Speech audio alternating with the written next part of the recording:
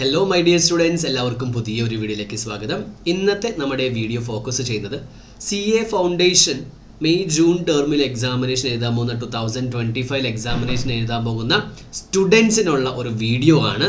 Especially നമ്മൾ application type of questions എഴുതുന്ന സമയത്ത്, കാരണം നമ്മൾക്കറിയാം മെജോറിറ്റി ക്വസ്റ്റ്യൻസ് എന്തായിരിക്കും, അപ്ലിക്കേഷൻ ടൈപ്പ് ഓഫ് ക്വസ്റ്റ്യൻസ് ആയിരിക്കും.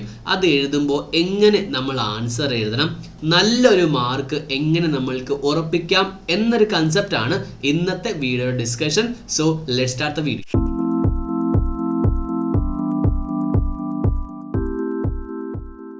ഇവിടെ വരുന്ന ആദ്യത്തെ കൺസെപ്റ്റ് എന്ന് പറഞ്ഞിട്ടുണ്ടെങ്കിൽ, നമ്മളിപ്പോൾ ഒരു ക്വസ്റ്റ്യൻ പേപ്പർ നമ്മുടെ കയ്യിലുണ്ട്. നമ്മൾ എടുത്തതിന് ശേഷം നമ്മൾ ആദ്യമേ ചെയ്യുന്നത് ജസ്റ്റ് നമ്മളൊന്ന് ഓടിച്ച് വായിച്ചു നോക്കും, ഒരു സംഭവം മനസ്സിലാകും, നമ്മൾ ആൻസർ എഴുതാൻ തുടങ്ങും. അതല്ല, കാരണം നമ്മളിപ്പോൾ ഒരു ഒന്നാമത്തെ പോയിന്റ് നമ്മൾ പറയുന്നത്, നമ്മൾ കറക്റ്റായിട്ട് റീഡ്, ഓക്കെ, അതൊരു ഭാഗമാണ്. And understand the question. ഈ അണ്ടർസ്റ്റാൻഡ് ദ ക്വസ്റ്റ്യൻ എന്ന് പറയുന്നതും ട്രൂ പേഴ്സ്പെക്റ്റീവിൽ അണ്ടർസ്റ്റാൻഡ് ദ ക്വസ്റ്റ്യൻ നമ്മൾ പലപ്പോഴും ചെയ്യുന്നത് എന്താണ്, റീഡ് ദ ക്വസ്റ്റ്യൻ നമ്മൾ ചെയ്യും, അല്ലേ? Read and understand. ഇവിടെ അണ്ടർസ്റ്റാൻഡിങ്ങിൽ വേറൊരു കൺസെപ്റ്റും കൂടെ ഉണ്ട്. ഈ അണ്ടർസ്റ്റാൻഡിൽ ട്രൂ പേഴ്സ്പെക്റ്റീവ്, നമ്മൾ കുറച്ച് ക്വസ്റ്റ്യൻസിലൊക്കെ പോയിട്ട് എന്താണ്, നമ്മൾ അതിനെക്കുറിച്ച് ഡീറ്റെയിൽ ആയിട്ട് നമ്മൾ നോക്കുന്നുണ്ട്. എന്താണ് ഈ ട്രൂ പേഴ്സ്പെക്റ്റീവ് എന്ന് പറയുന്നത്? അപ്പോൾ ട്രൂ പേഴ്സ്പെക്റ്റീവിൽ പോയാൽ മാത്രം നമുക്ക് എന്ത് ചെയ്യാൻ പറ്റത്തുള്ളൂ, അതിൻ്റെ യഥാർത്ഥമായുള്ള അർത്ഥം നമുക്ക് മനസ്സിലാക്കാൻ പറ്റത്തുള്ളൂ. അപ്പോൾ നമ്മൾ ആദ്യമേ ചെയ്യേണ്ട കാര്യം എന്താണ്? ആദ്യമേ നമ്മൾ ചെയ്യേണ്ടത്, നമ്മൾ ക്വസ്റ്റ്യൻ വളരെ കൃത്യമായിട്ട് വായിക്കുക, അതിൻ്റെ ട്രൂ പേഴ്സ്പെക്റ്റീവിൽ എന്താണ് നമ്മൾ മനസ്സിലാക്കുക. അപ്പോൾ ഇതിനോട് ചേർന്ന് തന്നെയാണ് രണ്ടാമത്തെ പോയിന്റ് നമ്മൾ നോക്കുന്നത്, what it is actually they asked.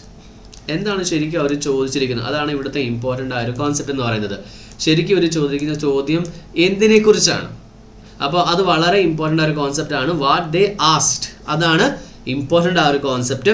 അതിൻ്റെ നമ്മൾ ക്വസ്റ്റ്യനിൽ തന്നെ ഒരുപാട് രീതിയിലുള്ള ക്ലൂസ് ഉണ്ടാവും. ഇപ്പോൾ ക്ലൂസ് ഏതൊക്കെ രീതിയിലായിരിക്കും? ഫോർ എക്സാമ്പിൾ, അവർ ആക്ടിൻ്റെ പേര് പറഞ്ഞിട്ടുണ്ടാകും, അത് ഒന്നാമത്തെ കോൺസെപ്റ്റാണ്. അല്ലെങ്കിൽ റൂൾസിൻ്റെ പേര് പറഞ്ഞിട്ടുണ്ടാകും, അല്ലെങ്കിൽ ചില സമയത്ത് സെക്ഷൻസ് നൽകിയിട്ടുണ്ടാകും. അപ്പോൾ ഇതൊക്കെ യൂസ് ചെയ്തിട്ട് വേണം നമ്മൾ എന്ത് ചെയ്യാൻ വേണ്ടി, ക്വസ്റ്റ്യൻ നമ്മൾ ഐഡൻറ്റിഫൈ ചെയ്യാൻ വേണ്ടി. അത് വളരെ ഇമ്പോർട്ടൻ്റ് ആ ഒരു കോൺസെപ്റ്റാണ്. അപ്പോൾ what they asked, so we have to identify the clues. It means ഇതെല്ലാം നമ്മൾ എന്താ പറയുന്നത്, കീവേഡ്സ് നമ്മൾ പറയും. അപ്പോൾ ഒരു ക്വസ്റ്റ്യനിലുള്ള കീവേഡ്സ് എന്തൊക്കെയാണ് നമ്മൾ എന്താണ് മനസ്സിലാക്കുക. അപ്പോൾ ഇതൊക്കെ നമ്മൾ പഠിച്ചതിന് ശേഷം എന്താണ്, നമ്മൾ ക്വസ്റ്റ്യൻസിലേക്ക് പോകുന്നുണ്ട്, പ്രാക്ടിക്കൽ ക്വസ്റ്റ്യൻസിലേക്ക്. അതിൽ പോയിട്ട് നോക്കുമ്പോൾ നിങ്ങൾക്ക് ഒരുപാട് കാര്യങ്ങൾ എന്താണ്, നിങ്ങൾക്ക് പ്രാക്ടിക്കലി അപ്ലൈ ചെയ്ത് നിങ്ങൾക്ക് മനസ്സിലാക്കാൻ പറ്റും. അപ്പോൾ നമുക്ക് എന്താണ് കൺസെപ്റ്റ് നോക്കാം. ഇതിൻ്റെ കീവേഡ്സ് എന്താണ് നമ്മൾ ഐഡൻറ്റിഫൈ ചെയ്യുന്നു. കീവേഡ്സ് ആൻസറിൻ്റെ അല്ല, കീവേഡ്സ് ക്വസ്റ്റ്യൻ്റെ ആണ്. ഒന്നെന്താണ്, ആക്ട് ആകാം, അല്ലെങ്കിൽ റൂൾസ് ആകാം, അല്ലെങ്കിൽ സെക്ഷൻസ് ആകാം. മെജോറിറ്റി ഇപ്പോൾ ഇന്ത്യൻ കോൺട്രാക്ട് ആക്ട് ആണെങ്കിലും സെയിൽ ഓഫ് ഗുഡ്സ് ആക്ട് ആണെങ്കിലും ഏത് ചാപ്റ്ററിൽ നിന്നാണ് വന്നിരിക്കുന്നത് എന്ന് വളരെ കൃത്യമായിട്ട് എന്താണ് ക്വസ്റ്റ്യനിൽ തന്നെ നൽകുന്നത് കൊണ്ട് അതിൽ നമുക്കൊരു പ്രശ്നം വരില്ല. അതുകൊണ്ട് ക്വസ്റ്റ്യൻ ഏതാ നമുക്ക് ഏതാണ്ടൊക്കെ ഒരു ഐഡിയ നമ്മൾക്ക് കിട്ടും. ഇനി നമ്മൾ നോക്കേണ്ടത് വാട്ട് ദേ ആസ്ക്ഡ്. കാരണം ഒരു ക്വസ്റ്റ്യനിൽ തന്നെ എന്താണ്, മൾട്ടിപ്പിൾ ടൈപ്പ് ഓഫ് ക്വസ്റ്റ്യൻസ് ഉണ്ടാവും. എന്താണ്, ഒരു ക്വസ്റ്റ്യനിൽ തന്നെ മൾട്ടിപ്പിൾ ടൈപ്പ് ഓഫ് ക്വസ്റ്റ്യൻസ് ഉണ്ടാവും. സോ ഈ ആസ്ക്ഡ് എന്ന് പറയുന്നതിൽ ട്രൂ പേഴ്സ്പെക്റ്റീവ് എന്ന് പറഞ്ഞ വേർഡും എന്താണ്, വളരെ ഇമ്പോർട്ടൻ്റ് ആണ്. അത് നമ്മൾ കുറച്ച് ക്വസ്റ്റ്യൻസിൽ നോക്കുമ്പോൾ നിങ്ങൾക്ക് മനസ്സിലാകും എങ്ങനെയാണിത് രണ്ടും രണ്ട് രീതിയിൽ വരുന്നത് നമുക്ക് മനസ്സിലാകും. ഓക്കെ, ഇത് രണ്ടാമത്തെ കോൺസെപ്റ്റ് ആണ്. ഇനി മൂന്നാമത്തെ എന്ന് പറഞ്ഞിട്ടുണ്ടെങ്കിൽ, മൂന്നാമത്തെ കൺസെപ്റ്റ് എന്ന് പറഞ്ഞിട്ടുണ്ടെങ്കിൽ, ഇറ്റ് ഈസ് ശരിക്കും പറഞ്ഞാൽ അതൊരു തിയോറിറ്റിക്കൽ ക്വസ്റ്റ്യൻ ആണോ അല്ലോ, അല്ലെങ്കിൽ അപ്ലിക്കേഷൻ ടൈപ്പ് ഓഫ് ക്വസ്റ്റ്യൻ ആണോ? സാറേ അത് നമുക്ക് ഈസി ആയിട്ട് കണ്ടാൽ മനസ്സിലാകില്ലേ? നമുക്കങ്ങനെ ഈസി ആയിട്ട് കണ്ടാൽ നമുക്ക് മനസ്സിലാകില്ല. കാരണം നമ്മൾ പല ടൈപ്പ് ഓഫ് ക്വസ്റ്റ്യൻസ് നോക്കുമ്പോൾ ഒരു പ്രശ്നം വന്നിട്ടുണ്ടെങ്കിൽ അത് തിയോറിറ്റിക്കൽ ആണോ, ഡയറക്റ്റ് ടൈപ്പ് ഓഫ് ക്വസ്റ്റ്യൻ ആണോ, അല്ലെങ്കിൽ ഇൻഡയറക്റ്റ് ടൈപ്പ് ഓഫ് ക്വസ്റ്റ്യൻ ആണോ, അത് ഐഡൻറ്റിഫൈ ചെയ്യാൻ ചില സമയത്ത് ബുദ്ധിമുട്ടാണ്. കാരണം ഇപ്പോൾ ഫോർ എക്സാമ്പിൾ LLP എന്നൊരു ചാപ്റ്റർ നോക്കാം. LLP ഒരുപാട് കഥകൾ എന്താണ് അവർ പറഞ്ഞു പോയി, അവസാനം അവർ വിച്ചാത്ത ഡിഫറൻസ് ബിറ്റ്വീൻ എന്ന് ചോദിക്കും. അപ്പോൾ നമ്മൾ വായിക്കുമ്പോഴേ അയ്യോ സാർ ഇങ്ങനത്തെ ഒരു സംഭവം പഠിപ്പിച്ചിട്ടില്ല, ഞങ്ങളൊരു സംഭവം കേട്ടിട്ടില്ല എന്ന രീതിയിൽ എന്താണ് നമുക്കൊരു പ്രശ്നം തോന്നും. അപ്പോൾ ഇവിടെ കൃത്യമായിട്ട് ഓർത്ത് വെക്കുക, ഇൻഡയറക്റ്റ് ആയിട്ട് കണ്ടു, ഒരാളുടെ എക്സാമ്പിൾ വെച്ചിട്ടാണ് ക്വസ്റ്റ്യൻ തുടങ്ങുന്നു എന്ന കാരണത്താൽ അത് അപ്ലിക്കേഷൻ ടൈപ്പ് ഓഫ് ക്വസ്റ്റ്യൻ ആകണമെന്നില്ല. അത് ആസ് എന്താണ് നമ്മളെ കൺഫ്യൂസ് ചെയ്യിപ്പിക്കാൻ വേണ്ടി എന്താണ് ഒരു ക്വസ്റ്റ്യൻ അവർ തരുന്നതാണ്. ഇപ്പോൾ തിയോറിറ്റിക്കൽ ആണോ അപ്ലിക്കേഷൻ ആണോ? എന്താണ് അപ്ലിക്കേഷൻ എന്ന് പറഞ്ഞിട്ടുണ്ടെങ്കിൽ നമ്മൾ ഒരു നിയമം ഒരു ക്വസ്റ്റ്യനിലേക്ക് അപ്ലൈ ചെയ്തിട്ട് എന്താണ് നമ്മൾ പഠിക്കുന്നതാണ്. പിന്നെ ആദ്യമായിട്ടാണ് ഒരാൾ ഈ ഒരു സംഭവം കാണുന്നതെങ്കിൽ ജസ്റ്റ് ഞാൻ അപ്ലിക്കേഷൻ എന്ന സംഭവം എന്നാ ജസ്റ്റ് ഞാൻ ഒന്ന് പറഞ്ഞുതരാം. ഇപ്പോൾ ഫോർ എക്സാമ്പിൾ നമ്മൾ ഇപ്പോൾ അപ്ലിക്കേഷൻ നോക്കാം. ഹെൽമെറ്റ്, ഓക്കെ, ഹെൽമെറ്റ് വെച്ചില്ലെങ്കിൽ പെനാൽറ്റി 2000 രൂപ. ഓക്കെ, ഇത് നമ്മളുടെ മോട്ടോർ വെഹിക്കിൾസ് ഡിപ്പാർട്ട്മെൻറ്റിൻ്റെ ആക്റ്റിൽ പറഞ്ഞിട്ടുണ്ടെന്ന് വെച്ചോ. ഇതാണ് എന്ത്? ഇതാണ് ലോ. ഓക്കെ, ഇതാണ് ലോ. ഇപ്പോൾ ഞാനും നിങ്ങളും കൂടെ ബൈക്കിൽ പോവാണ്, നമ്മൾ ഹെൽമെറ്റ് വെച്ചിട്ടില്ല. അവിടെ എന്ത് വന്നു? പോലീസ് വന്നിട്ട് കൈ കാണിച്ചിട്ട് പറഞ്ഞു സ്റ്റോപ്പ്, അല്ലേ? സ്റ്റോപ്പ് എന്ന് പറഞ്ഞ് പടം നോക്കുകയൊന്നും വേണ്ട, സ്റ്റോപ്പ് എന്ന് പറഞ്ഞു. നമ്മൾ വണ്ടി നിർത്തി. നമ്പർ എടുത്തുന്നത് എന്താണ്? 2000 രൂപ പോലീസ് മേടിച്ചു. ഓക്കെ, അപ്പോൾ ഇതിനൊരു ക്വസ്റ്റ്യനിലേക്ക് ആക്കാം. ക്വസ്റ്റ്യൻ ഇങ്ങനെയാണ്: റോബിൻ എന്ന് പറഞ്ഞൊരാളും മിസ്റ്റർ എക്സ് എന്ന നിങ്ങളും കൂടെ ബൈക്കിൽ സഞ്ചരിച്ചുകൊണ്ടിരിക്കുകയായിരുന്നു.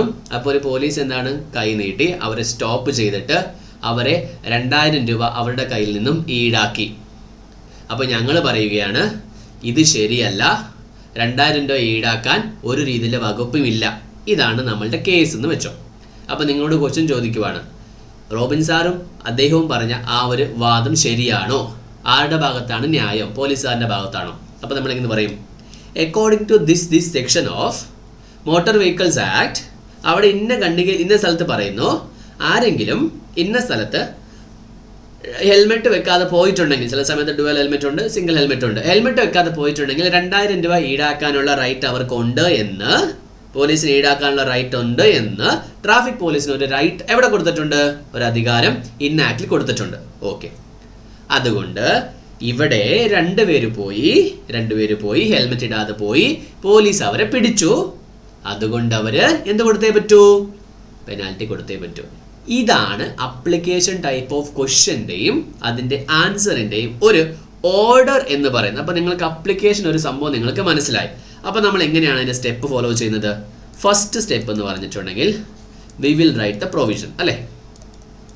V will write the provision or law എന്ന് തന്നെ ആയിക്കോട്ടെ.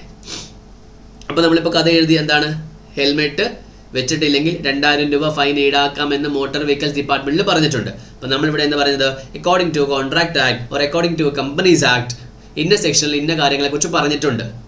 ഇവിടെയാണ് ഏറ്റവും കൂടുതലായിട്ട് നമ്മൾ പഠിക്കേണ്ടതായിട്ട് വരുന്നത്. കാരണം പ്രൊവിഷൻ എന്ന് പറയുന്നത് നമുക്ക് ഉണ്ടാക്കാൻ പറ്റില്ല. അപ്പോൾ പല സ്റ്റുഡൻസിന് നോക്കുന്ന ചോദ്യമാണ്, സാർ ഇതൊക്കെ മനപ്പാടമാക്കാൻ പറ്റുമോ? എന്നാ ബുദ്ധിമുട്ടായിരിക്കും.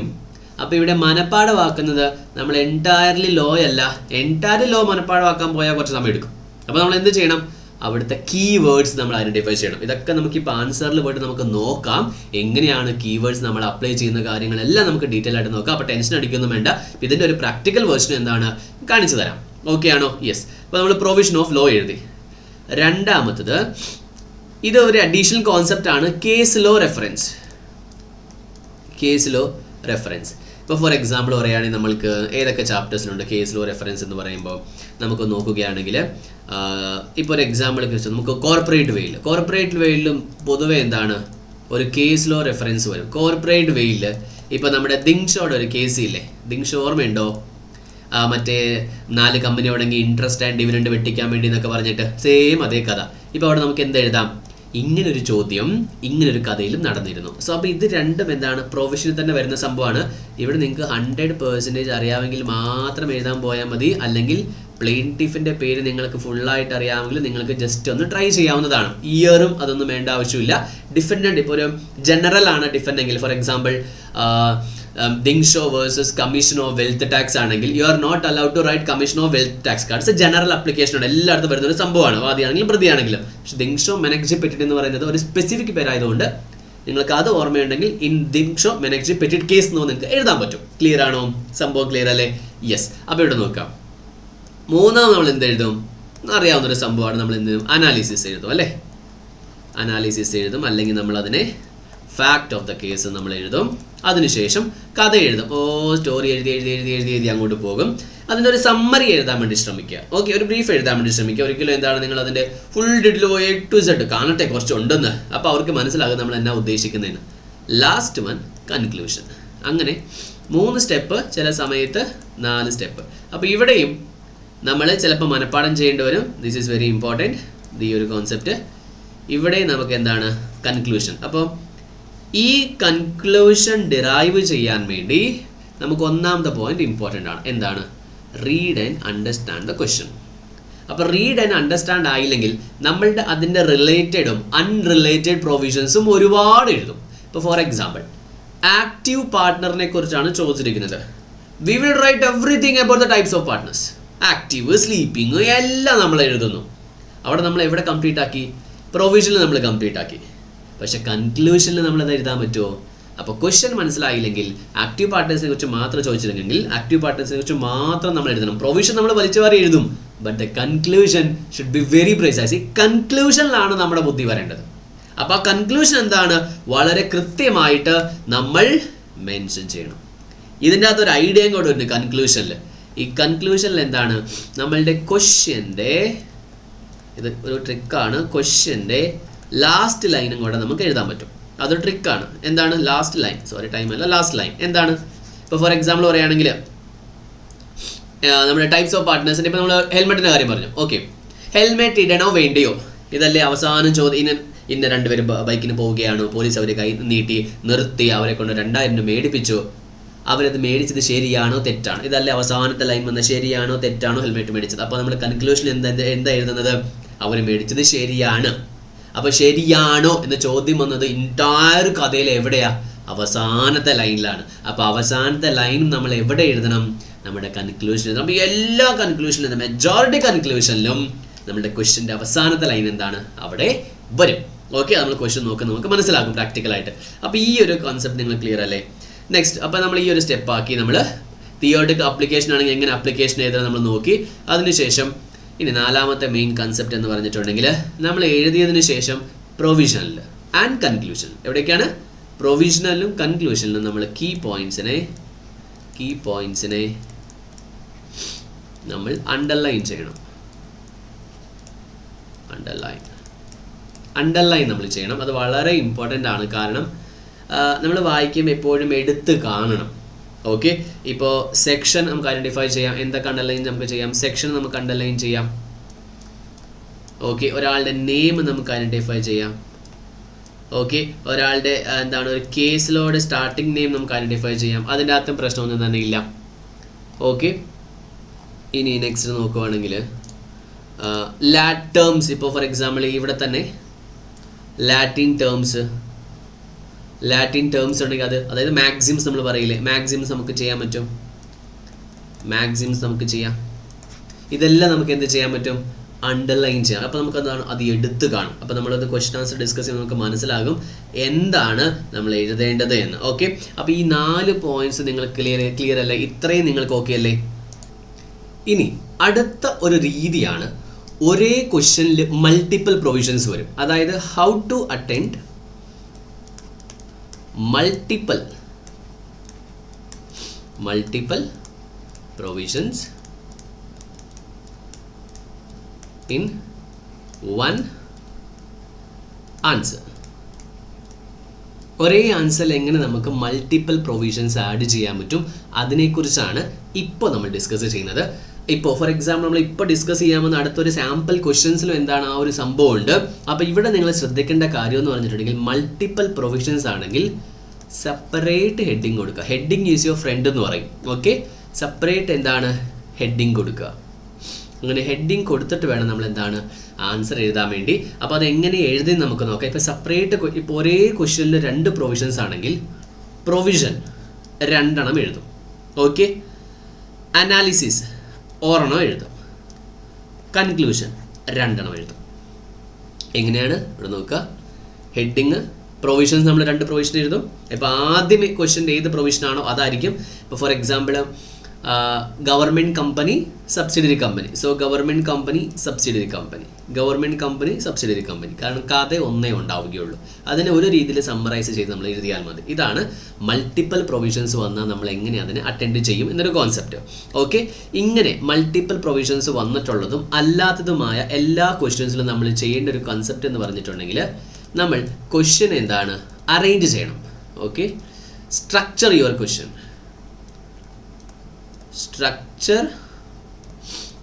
യുവർ ആൻസർ കേട്ടോ, ക്വസ്റ്റ്യൻ അല്ല. Structure your answer.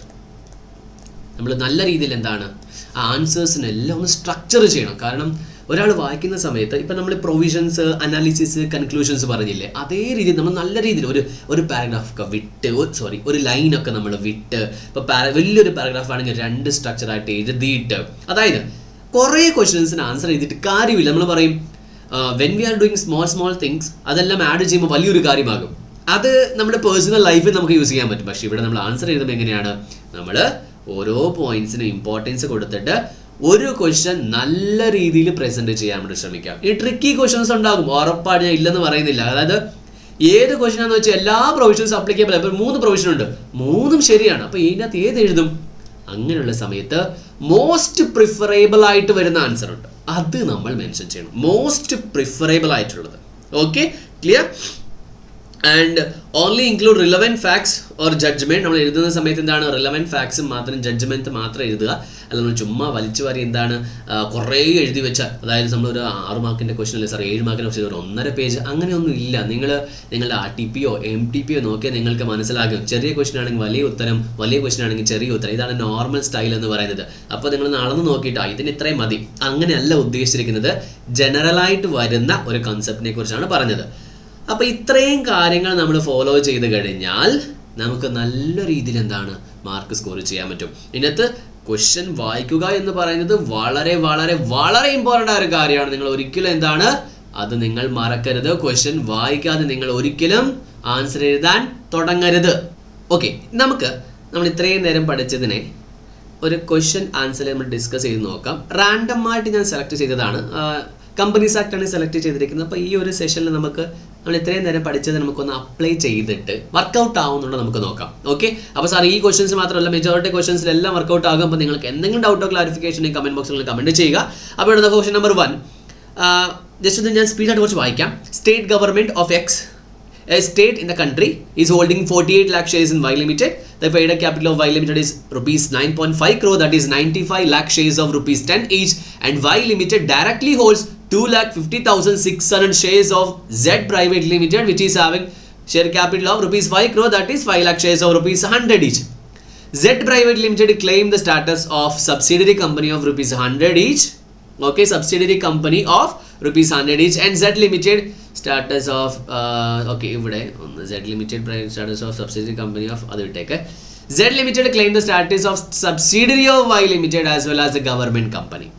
Advise as a legal advisor whether Z Private Limited is a subsidiary of Y Limited as well as a government company. ഇവിടെ last line of question ഏതാ? This one is the last line. Okay, let me check. Okay, അതായത് last line എന്ന് പറഞ്ഞിട്ടുണ്ടെങ്കിൽ last line 1 minute. Okay, last line എന്ന് പറഞ്ഞിട്ടുണ്ടെങ്കിൽ ഏതാ last line എന്ന് പറഞ്ഞിട്ടുണ്ടെങ്കിൽ this one, right? Advise as a legal advisor whether Z private limited is a subsidiary of Y limited as well as a government company. അപ്പോൾ ഇതാണ് question. അപ്പോൾ നമ്മുടെ കൺക്ലൂഷനിൽ എന്ത് വേണം? ഒന്നെങ്കിൽ ഇത് സബ്സിഡിയറി കമ്പനി ആണോ ഗവൺമെൻറ് കമ്പനി ആണോ അല്ലയോ എന്നൊരു ക്വസ്റ്റ്യൻ നമുക്ക് വരണം. അപ്പോൾ നമ്മൾ ഒരു കോൺസെപ്റ്റ് പഠിച്ചിരുന്നു, ലാസ്റ്റ് ലൈൻ നോക്കി കൺക്ലൂഷൻ എഴുതുക, അതിവിടെ വർക്കൗട്ടായി. So that is correct. Okay, clear ആണോ? അപ്പോൾ ഇവിടെ ക്വസ്റ്റ്യൻ വായിക്കുമ്പോൾ ഇവിടെ വേറൊരു കോൺസെപ്റ്റ് കൂടെ ഉണ്ട്. ഒരേ ക്വസ്റ്റ്യനിൽ 2 പ്രൊവിഷൻ ഉണ്ട്. ഏതൊക്കെയാണ്? ഇവിടെ 2 കോൺസെപ്റ്റ് ചോദിക്കുന്നത്. ഏതൊക്കെയാണ്? ഒന്ന് government company, another it is a subsidiary company. രണ്ടിനും 2 പ്രൊവിഷൻ ആണോ? ഓക്കെ, അപ്പോൾ നമ്മൾ എങ്ങനെ എഴുതുന്നത്? നമ്മൾ പറഞ്ഞിരുന്നു ഇങ്ങനെ വരുന്ന ക്വസ്റ്റ്യൻസ് നമ്മൾ ഏത് രീതിയിൽ അപ്ലൈ ചെയ്യും? ഓക്കെ, ഇങ്ങനെ വരുന്ന ക്വസ്റ്റ്യൻസ് നമ്മൾ അപ്ലൈ ചെയ്യുന്ന രീതി എന്ന് പറഞ്ഞിട്ടുണ്ടെങ്കിൽ ഫസ്റ്റ് നമ്മൾ പ്രൊവിഷൻ എഴുതും, 2 പ്രൊവിഷൻ എഴുതും, ഒരു ഫാക്ട്സ് എഴുതും. ഓക്കെ, 2 കൺക്ലൂഷൻ എഴുതും. അതിൻ്റെ ഓർഡർ എങ്ങനെയാണ്? ഇവിടെ ക്വസ്റ്റ്യൻ തുടങ്ങിയത് ഏത് തന്നെയാണ് അത് തന്നെ ആയിരിക്കും നമ്മൾ ഇവിടെയും തുടങ്ങുന്നത്. അതൊരു ജനറലി ഫോർമുലയാണ്. ഇവിടെ സബ്സിഡിയറി കമ്പനിയെ കുറിച്ചാണ്. സോ അപ്പോൾ രണ്ടാമതും സബ്സിഡിയറി കമ്പനിയാണ്. അപ്പോൾ അത് അങ്ങോട്ടും ഇങ്ങോട്ടും മാറിയാലും കുഴപ്പമൊന്നും തന്നെ ഇല്ല. പക്ഷെ നമ്മൾ ഓർഡർ എഴുതുമ്പോൾ എന്താണ് അതിനെതിരെ എഴുതിയാൽ വളരെ നല്ലതായിരിക്കും. ഇത് സജസ്റ്റഡ് ആൻസർ ആണ്, ICAയുടെ സജസ്റ്റഡ് ആൻസർ ആണ്. അപ്പോൾ ഇവിടെ പ്രൊവിഷൻ വളരെ കൃത്യമായിട്ടും ഫാക്ട്സും കൺക്ലൂഷൻ അങ്ങനെ പാരഗ്രാഫ് വൈസ് നൽകണമെന്ന് നിർബന്ധം തന്നെ ഇല്ല. പക്ഷെ നമ്മളൊന്ന് അറേഞ്ച് ചെയ്തിട്ടുണ്ട്. നമുക്ക് നോക്കാം എന്താണ് സംഭവം എന്ന്. ഫസ്റ്റ് നോക്കിക്കേ, ഗവൺമെൻറ് കമ്പനിയെ കുറിച്ച് ചോദിച്ചിരിക്കുന്നു. So we are writing about the government company and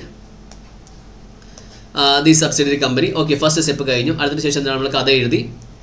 okay, കഥ എഴുതി. ഓക്കെ, ക്ലിയർ ആണ്? ഇത്ര എഴുതി. മോർ ദാൻ 1.5 നമ്മൾ അതിനൊന്ന് വർക്കൗട്ട് ചെയ്തിട്ട് നമ്മൾ അതിൻ്റെ പെർസെൻറ്റേജ് ഒക്കെ നോക്കി. സോ ഇതെല്ലാം നമ്മൾ എന്താണ് ഫാക്ട്സ് പ്ലസ് വർക്കിംഗ് നോട്ടിലേക്ക് വരും. So what is A conclusion? Z is a subsidiary of Y but not a government company. ഇനി നമുക്ക് എങ്ങനെ എഴുതാം? കൺക്ലൂഷൻ 1 എന്ന് എഴുതാം. This is a subsidiary of this company. Second one എങ്ങനെ എഴുതാം? ഇതിങ്ങനെ എഴുതാം. അപ്പോൾ ഇവിടെ ക്വസ്റ്റ്യൻ നോക്കുമ്പോൾ വളരെ കൃത്യമായിട്ട് നമുക്ക് സംഭവം എല്ലാം മനസ്സിലായി. അപ്പോൾ നമ്മൾ എങ്ങനെ കൺക്ലൂഷൻ എഴുതുന്നത്? ഇപ്പോൾ സിംഗിൾ ആണെങ്കിൽ, ഒരു ക്വസ്റ്റ്യൻ മാത്രമാണെങ്കിൽ ഫസ്റ്റ് നമ്മൾ എന്തെഴുതുന്നു? പ്രൊവിഷൻസ് നമ്മൾ വളരെ കൃത്യമായിട്ട് എഴുതുന്നു. രണ്ടാമത് എന്തെഴുതുന്നു? നമ്മൾ ഫാക്ട്സ് അല്ലെങ്കിൽ അനാലിസിസ് എഴുതുന്നു. ഇവിടെ നമുക്കിതിനൊരു കേസ് ലോ നമുക്കൊന്നും എഴുതാനില്ല. കാരണം നമ്മൾ ഓൾറെഡി പഠിച്ചിരിക്കുന്ന ഒരു കേസ് ലോ ആയിട്ട് വലിയ ബന്ധമൊന്നും നമുക്ക് കാണാൻ സാധിക്കില്ല. അതുകൊണ്ട് എന്താണ് ഇവിടെ മെൻഷൻ ചെയ്യുന്നത് അത് തന്നെ ജസ്റ്റ് എന്താണ് നിങ്ങളൊന്ന് എഴുതി വെച്ചാൽ മതി. ഇതൊക്കെ ഡയറക്റ്റ് ടൈപ്പ് ഓഫ് ക്വസ്റ്റൻ ആണ്. അപ്പോൾ നമ്മൾ ഡയറക്റ്റ് ടൈപ്പ് ഓഫ് ക്വസ്റ്റൻ എങ്ങനെയാണ് തുടങ്ങുന്നത്? ഡയറക്റ്റ് ടൈപ്പ് ഓഫ് ക്വസ്റ്റൻ നമ്മൾ തുടങ്ങുന്നത് ജസ്റ്റ് നമ്മൾ സെക്ഷൻ എഴുതി തുടങ്ങുന്നു. ഇല്ലെങ്കിൽ നിങ്ങൾക്ക് സെക്ഷൻ അറിയത്തില്ലെങ്കിൽ ജസ്റ്റ് ദ കമ്പനീസ് ആക്ടിൻ്റെ പ്രൊവിഷൻസ് എന്ന് മാത്രം നിങ്ങൾ എഴുതിയാൽ മതി. ഓക്കെ, നെക്സ്റ്റ് ഇത് നോക്കിക്കേ. MTK Private Limited is a company registered under Companies Act 2013 on 5th January 2021. The company has not started its business till now. On April 7th 2023, a notice has been received from ROC for non-filing of Form INC 20A. INC 20A ഏതാണ്? Commencement of business. Correct? Identify which category of MTK Private Limited is classified. അപ്പോൾ ഇവിടെ last line ഏതാ? ഇതാണ് last line. അപ്പോൾ sir ഇവിടെ ഒരു line ഉണ്ടല്ലോ, അതാണ് important. Explain the definition of category in the company. അപ്പോൾ നമ്മൾ സ്റ്റാർട്ടിങ്ങിൽ പഠിച്ചിരുന്നു ഇതൊരു തിയോറിറ്റിക്കൽ ക്വസ്റ്റൻ ആണോ അല്ലെങ്കിൽ അപ്ലിക്കേഷൻ ടൈപ്പ് ഓഫ് ക്വസ്റ്റൻ ആണോ? അപ്പോൾ ഇവിടെ എന്താണ്? രണ്ടും ഉണ്ട് അല്ലേ? അപ്പോൾ രണ്ടും ഉള്ളപ്പോൾ എങ്ങനെ എഴുതുന്നത്? ആദ്യം നമ്മൾ എന്ത് എഴുതുക? ദിസ് പ്രൊവിഷൻ എഴുതുക. കാരണം എപ്പോഴും നമ്മൾ സ്റ്റാർട്ടിങ് പ്രൊവിഷൻ ആണ്. So explain the definition. അപ്പോൾ അവസാനത്തെ ചോദ്യം എവിടെ വരും? ആദ്യത്തെ ആൻസർ ആയിട്ട് വരും. Explain the type, we explained everything. Okay, അതിനുശേഷം നമ്മൾ എന്ത് തുടങ്ങി? നമ്മൾ ഫാക്ട്സും കൺക്ലൂഷനും എഴുതി. ഇത് രണ്ട് പാരഗ്രാഫിൽ എഴുതുന്നതാണ് എന്നുണ്ടോ? ഇത് കൺക്ലൂഷനാണ്. അതുകൊണ്ട് തന്നെ ഇൻആക്റ്റീവ് കമ്പനി. ലാസ്റ്റ് ലൈൻ ഏതായിരുന്നു? ലാസ്റ്റ് ലൈൻ നോക്കിക്കേ, ഏതാണ്? Identify under which category MTK private limited company is classified. So നമ്മുടെ ആൻസറിൻ്റെ കൺക്ലൂഷൻ എന്ത് തന്നെയായിരുന്നു? ഇത് തന്നെയായിരുന്നു. ക്ലിയർ ആണോ?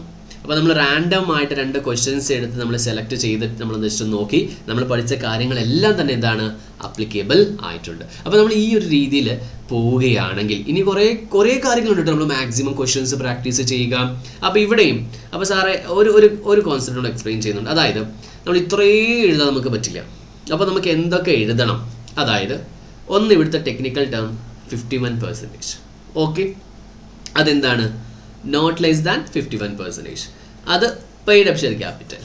Next central government, state government or governments, central ഒരു പാർട്ട്ലി ബൈ സ്റ്റേറ്റ് ഗവൺമെൻറ്. ഇവിടെ CG SG അങ്ങനെ എഴുതാൻ പോകരുത്. അപ്പോൾ ഇതാണ് ഇവിടുത്തെ സംഭവം. ഇനി നിങ്ങൾക്ക് എഴുതാം സബ്സിഡിയറിയിൽ. ഈ സബ്സിഡിയറിയിൽ means in relation to any other company. നമുക്കത് അറിയത്തില്ല, നമ്മൾ എന്ത് എഴുതാൻ പറ്റും? 287 അറിയാമെങ്കിൽ എഴുതുക. ഓക്കെ, ഇവിടെ എന്താണ്? വേർ the holding company ഇത് രണ്ടും എഴുതുക. സെയിം ആണ്. എങ്ങനെയാണ്? according to 87 where the holding company controls the composition of board of directors exercise more than 1/2. നിങ്ങൾക്കത് 50% എന്ന് എഴുതാം. നമ്മൾ വേർഡിങ്സിൽ എഴുതുന്നത് ന്യൂമറിക്കൽ മിസ്റ്റേക്ക് വരാതിരിക്കാൻ വേണ്ടിയാണ്. ഓക്കെ, ക്ലിയർ ആണോ? യെസ്.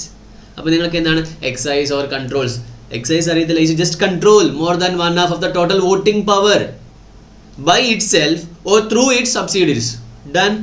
അപ്പോൾ these are the technical sum you have to identify. അത് നിങ്ങളുടെ ആൻസറിൽ വന്നു എന്ന് ഉറപ്പ് വരുത്തുക. നമ്മൾ അണ്ടർലൈനെ കുറിച്ച് പറഞ്ഞിരുന്നു. 287 അണ്ടർലൈൻ ചെയ്യുന്നു. ആൻഡ് ഇതെല്ലാം നമ്മൾ അണ്ടർലൈൻ ചെയ്യുന്നു. 51% നോട്ട് ലെസ് ദാൻ 51% അണ്ടർലൈൻ ചെയ്യുന്നു. Paid up share capital underline ചെയ്യുന്നു. ക്ലിയർ അല്ലേ? And subsidiary of A government company is A subsidiary company, അത് നമ്മൾ അണ്ടർലൈൻ ചെയ്യുന്നു. അപ്പോൾ ഇത് ഒരു ചെറിയൊരു പ്രൊവിഷൻ ആയതുകൊണ്ട് നമുക്ക് എല്ലാം അണ്ടർലൈൻ ചെയ്യേണ്ടി വരും. അതുകൊണ്ട് അണ്ടർലൈൻ ചെയ്യാതിരിക്കുന്നതാണ് ഏറ്റവും നല്ലത്. പക്ഷേ നമ്മൾ ഈ കുറേ പ്രൊവിഷൻസ് എഴുതുമ്പോൾ അതിൻ്റെ അകത്ത് ഇമ്പോർട്ടൻ്റ് ആയിട്ട് വരുന്ന ചില പ്രൊവിഷൻസ് ഉണ്ട്, സെക്ഷൻസ് ഉണ്ട്. ഈ സെക്ഷൻസ് ഒക്കെ നിങ്ങൾക്ക് അറിയാമെങ്കിൽ മാത്രം എഴുതിയാൽ മതി. ഇല്ല അതിൻ്റെ പുറകെ പോകേണ്ട, സാർ എനിക്ക് 2 എന്ന് മാത്രം എഴുതിയാം, 245 എന്ന് എഴുതിയില്ലെങ്കിലോ? അതിനൊക്കെ നല്ല എഴുതാതിരിക്കുന്നതാണ്. കാരണം 2 എന്ന് പറയുന്നത് എന്താണ്? ഒരു കോമൺ സെക്ഷൻ ആയതുകൊണ്ട് തന്നെ അതിന് വലിയ റിലവൻസ് ഇല്ല. പക്ഷേ നമ്മൾ അക്കോർഡിംഗ് ടു കമ്പനീസ് ആക്ട് 2013 എഴുതിക്കോ, അതിൻ്റെ അകത്ത് പ്രശ്നമില്ല. ഓക്കെ, അപ്പോൾ നമ്മൾ എന്തായാലും നമ്മുടെ 2025 ഫസ്റ്റ് ടേമിൻ്റെ എക്സാമിനേഷന് വേണ്ടിയുള്ള പ്രിപ്പറേഷൻ നമ്മൾ തുടങ്ങിക്കഴിഞ്ഞു. അപ്പോൾ നല്ലപോലെ നിങ്ങൾ പഠിക്കുക. നിങ്ങൾക്ക് എന്തെങ്കിലും ഡൗട്ടോ ക്ലാരിഫിക്കേഷൻ നിങ്ങൾക്ക് ചോദിക്കാവുന്നതാണ്. നമ്മൾ ക്വസ്റ്റ്യൻ ആൻസറിൻ്റെ ഡിസ്കഷനും മാരത്തോണും കാര്യങ്ങളും എല്ലാം നമ്മൾ ഈ ഒരു ചാനലിൽ തന്നെ നമ്മൾ ചെയ്യുന്നുണ്ട്. അപ്പോൾ നിങ്ങളുടെ ഫ്രണ്ട്സ് ആരെങ്കിലും പഠിക്കുന്നുണ്ടെങ്കിൽ അവർക്ക് ഒരുപാട് പ്രാവശ്യം എക്സാമിനേഷൻ എഴുതി ഒരു പ്രശ്നത്തിലിരിക്കുകയാണെങ്കിൽ എങ്ങനെയാണ് ഈ അറ്റൻഡ് ചെയ്യുന്നത് അറിയത്തില്ലെങ്കിൽ അവർക്ക് ഒരു വീഡിയോ നമ്മൾ ഷെയർ ചെയ്ത് കൊടുക്കുക. അപ്പോൾ അവർക്കത് ഉപകാരമാകും. നിങ്ങൾ ഇതുവരെ ഈ ചാനൽ സബ്സ്ക്രൈബ് ചെയ്തില്ലെങ്കിൽ ചാനൽ ഒന്ന് സബ്സ്ക്രൈബ് ചെയ്യുക. അതേപോലെ നിങ്ങളുടെ ഫ്രണ്ട്സിന് ഷെയർ ചെയ്യുക, വീഡിയോ ലൈക്ക് ചെയ്യുക. നിങ്ങളുടെ സപ്പോർട്ടാണ് ഞങ്ങൾ കൂടുതൽ വീഡിയോസ് ചെയ്യാനുള്ള ഒരു വലിയൊരു ഗ്രേറ്റ് സപ്പോർട്ട് എന്ന് പറയുന്നത്. അപ്പോൾ നമുക്ക് അടുത്ത നല്ലൊരു പുതിയ ഇൻഫോർമേറ്റീവ് വീഡിയോ ആയിട്ട് കാണാം. Signing off.